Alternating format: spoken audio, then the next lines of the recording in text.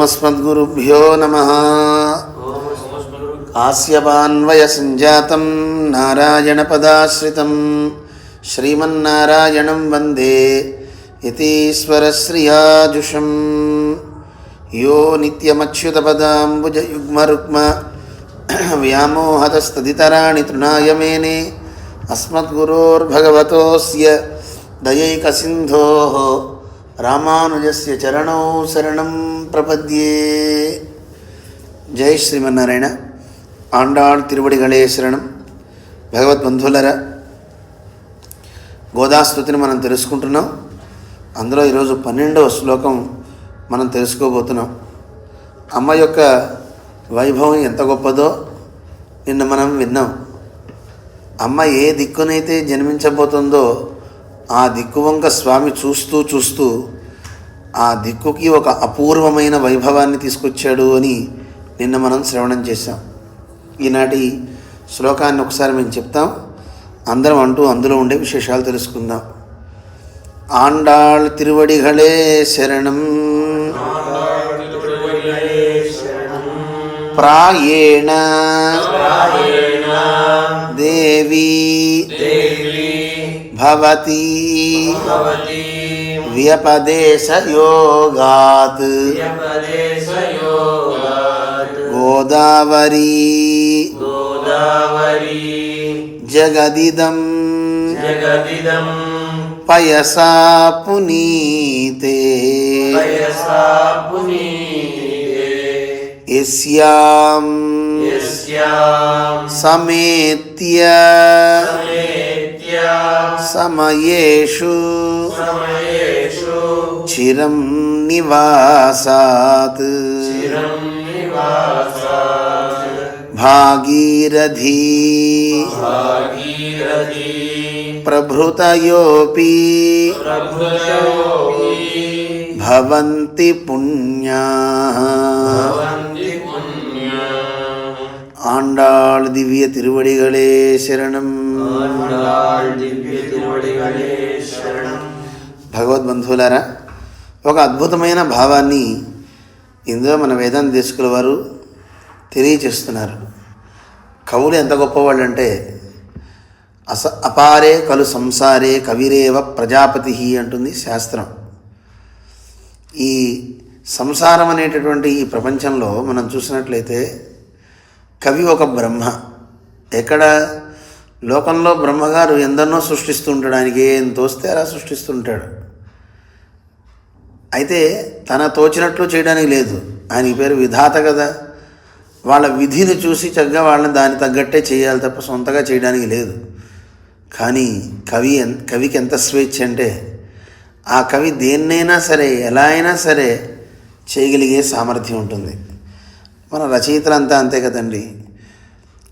మనం సినిమాలు చూసేవాళ్ళందరికీ తెలుస్తూ ఉంటుంది, ఒక కథానాయకుడు 1000 మందిని యుద్ధంలో సంహరిస్తూ ఉంటాడు. అది జీవితంలో ఎక్కడైనా కుదురుతుందా? చాలా కష్టం. భూమిలో పాతిపెట్టేసిన వాడు పైకి లేచి తన్నుకుని బయటకు వస్తాడు. ఎలా అంటే అది సినిమా అంతే. ఇది ఎలా కుదురుతుంది అని మనం ప్రశ్నించడానికి వీల్లేదు, అదంతే. కారణం ఏంటంటే మనం డబ్బులు ఇచ్చి వెళ్ళాం, ఎంటర్టైన్మెంట్. దానికోసం వాడు ఏది చూపిస్తే ఇది నువ్వు భరించాలి. అవసరమైతే వాడిని 100 పోట్లు పొడిచినా వాడికి ఏం కాదు, వీడు మాత్రం గొంతు పిసికితే అవతలాడు పోతాడు. అదే కథానాయకుడి యొక్క గొప్పతనం. దాన్ని కవి చేస్తాడు. కవి చాలా గొప్పవాడు. అందువల్ల అపారే ఖలు సంసారే కవిరేవ ప్రజాపతి యథాస్మై రోచతే. అతనికి ఎలా తోస్తే అలా చేసేస్తాడు. తదేదం పరివర్తయేత్ అంటారు. అతనికి తోచిన విధంగా చేస్తాడు. చనిపోయిన వాడు కూడా మళ్ళీ బతకచ్చు, చెప్పలేము. అందుకే దాన్ని సినిమా అంటారు. అందువల్ల కథల్లో మనం చూస్తుంటాం, అలాగే పూర్వం ఉన్నటువంటి కావ్య నాటకాల్లో మనం చూస్తుంటాం. వాళ్ళు ఒక నీతిని చెప్పడానికి పూర్వం కవులంతా ప్రయత్నించేవారు. ఆ నీతి చెప్పడానికి వాళ్ళు ఆలోచిస్తూ కొన్ని కథల్ని చక్కగా చొప్పించి దాంట్లో తత్వాన్ని మనకి చెప్తుండేవారు. కానీ ఈ రోజుల్లో అలాంటి సినిమాలు లేవనుకోండి, చాలా తక్కువ ఉండొచ్చు, నాకు తెలియదు. కానీ మంచి కంటే చెడు ఎక్కువ అవుతుంది.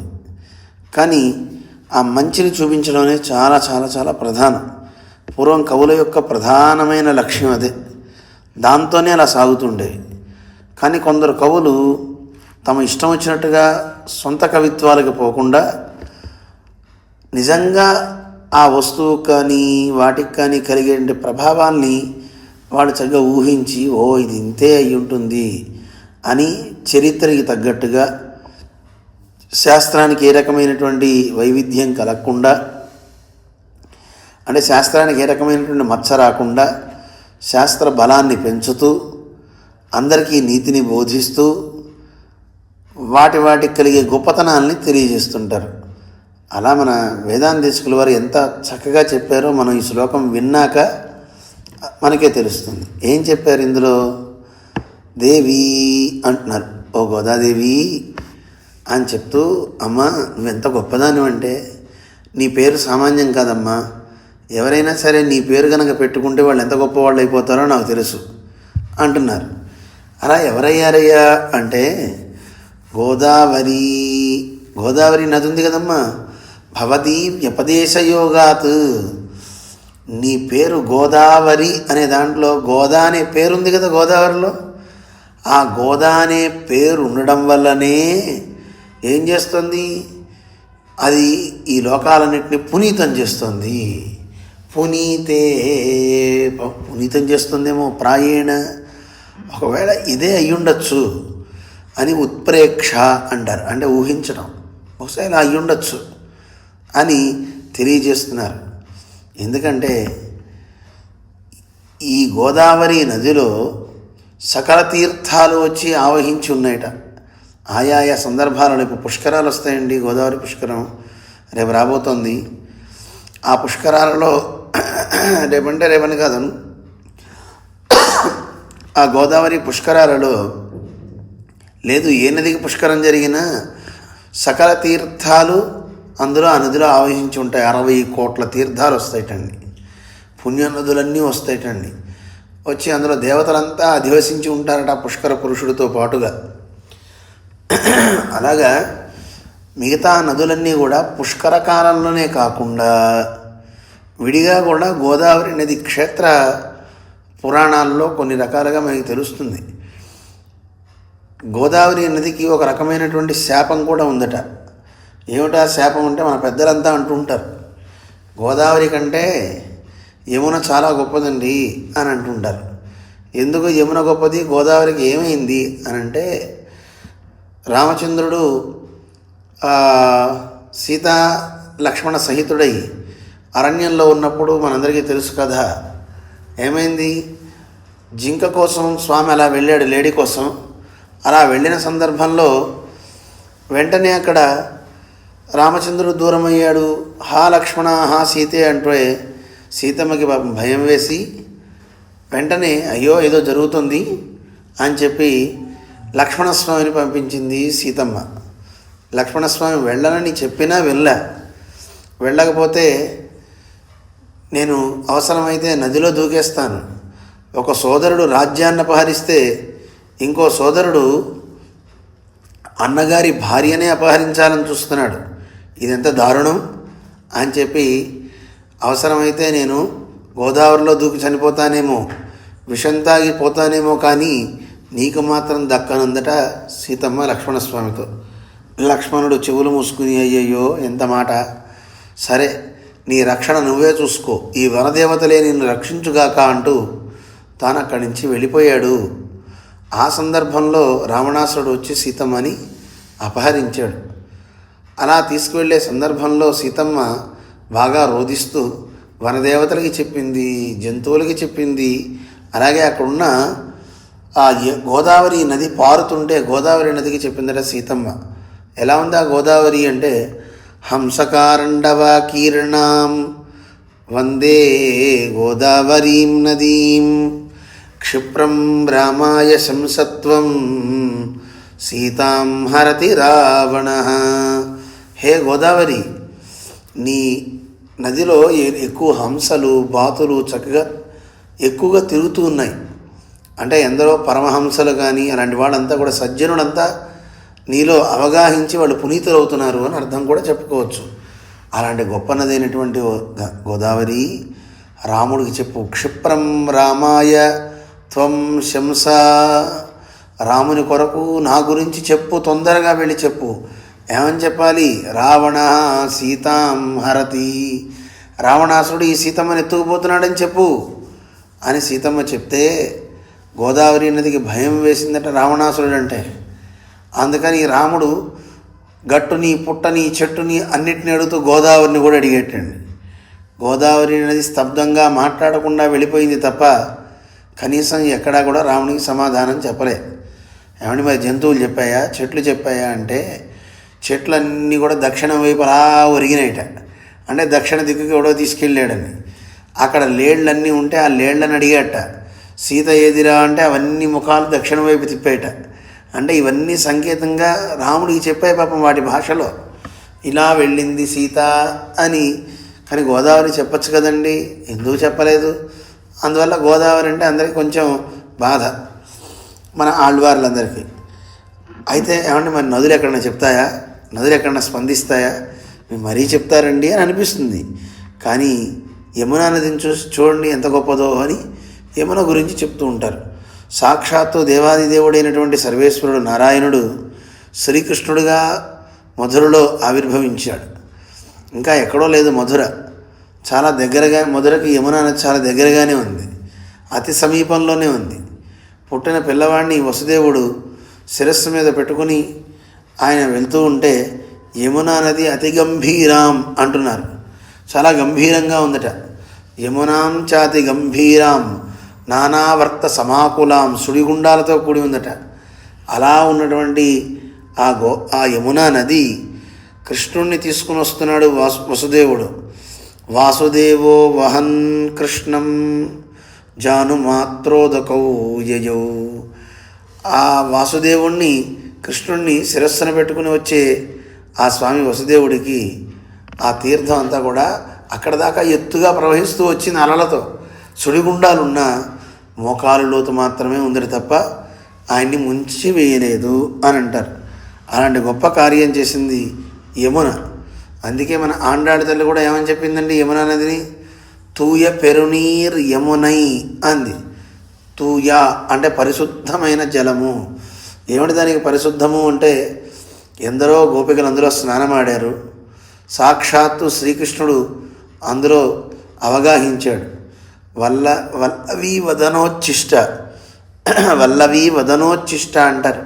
ఆ గోపికలందరూ నోళ్ళల్లో ఆ తీర్థాన్ని ఉంచి చేతికి అడ్డు పెట్టుకుంటూ ఆ నీటిని వదిలేరట. అందువల్ల వారి యొక్క ఉచ్ఛిష్టం కదా అది. అందుకని యమున చాలా గొప్పది అంటారు.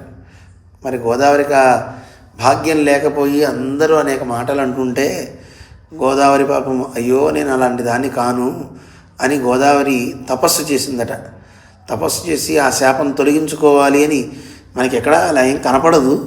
కానీ అలా చేసుకున్నట్లుగా మనకి కొన్ని స్థల పురాణాల్లో చెప్తున్నారు. అలా చేసి పరమాత్మని ప్రార్థిస్తే అప్పుడు పరమాత్మ సరే గంగా మొదలైనటువంటి భాగీరథి మొదలైన పుణ్య తీర్థాలన్నీ ఉన్నాయి కదా, భాగీరథి ప్రభృతయ, వాటి గంగలో మునిగేవాళ్ళు, మిగతా తీర్థాల్లో మునిగే వాళ్ళందరూ మునిగి స్నానం చేసి ఆ పాపాలు వాటికి అంటిస్తే ఆ పాపాలన్నీ తొలగించుకోవడానికి గోదావరిలో వచ్చేవి స్నానం ఆడతాయి, అప్పుడు అవన్నీ పునీతమవుతాయి అని ఒక స్థల పురాణం ఉంది. ఇంకో విశేషం ఏంటంటే గోదావరికి ఈ రకమైనటువంటి దోషం ఉంది అని, ఆ దోషం పోగొట్టడానికి గోదావరి తీరంలో మన జిఆర్ స్వామి వారు శ్రీరంగధామం ఏర్పాటు చేశారు రాజమండ్రిలో. అక్కడ ప్రతి ముక్కోటి ఏకాదశికి సాక్షాత్తు రంగనాథుడు ఆ గోదావరిలో ప్రవోత్సవం జరుగుతుంది. వెంకటేశ్వర స్వామి రంగనాథునికి ఓ పెద్ద తెప్పోత్సవం. రేపు ముక్కోటికి సాయంకాలం పూట వేల మంది అక్కడ భక్తులంతా వెళ్ళి దర్శిస్తూ ఉంటారనమాట.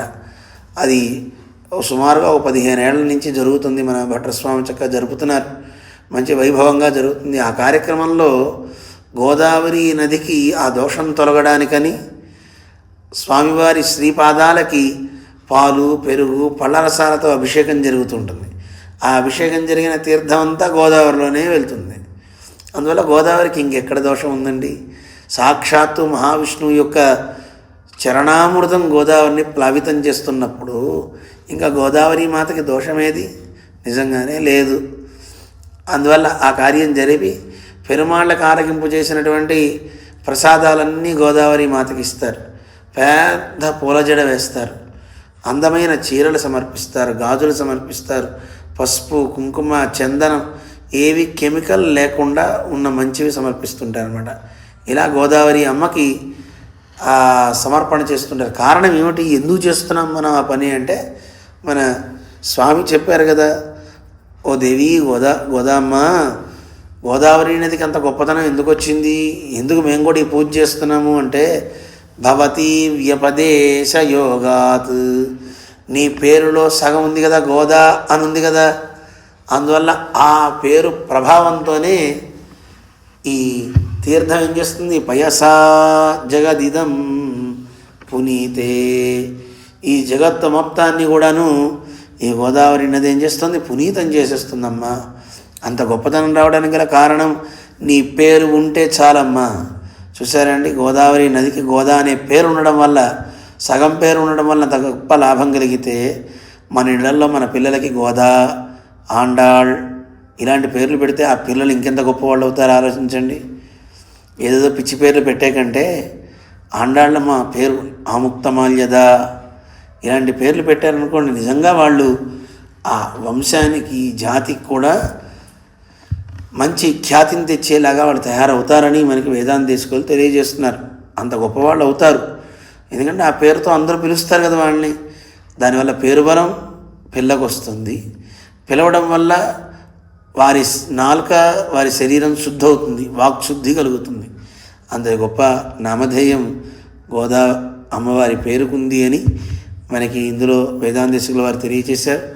ఆ నామాన్ని చక్కగా మనం కూడా ప్రార్థన చేసుకుంటూ ముందుకు సాగుదాం. ఒకసారి శ్లోకం చదువుతాం. ప్రాయేణ దేవి భవతి వ్యపదేశయోగాత్ గోదావరీ జగదిదం పయసా పునీతే యస్యాం సమేత్య సమయేషు చిరం నివాసాత్ భాగీరథీ ప్రభృతయోపి భవంతి పుణ్యా.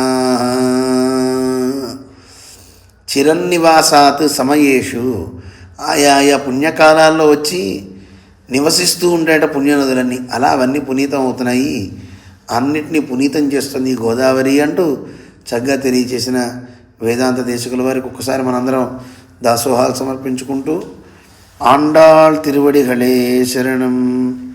ఓం అస్మద్గురుభ్యో నమః. జై శ్రీమన్నారాయణ.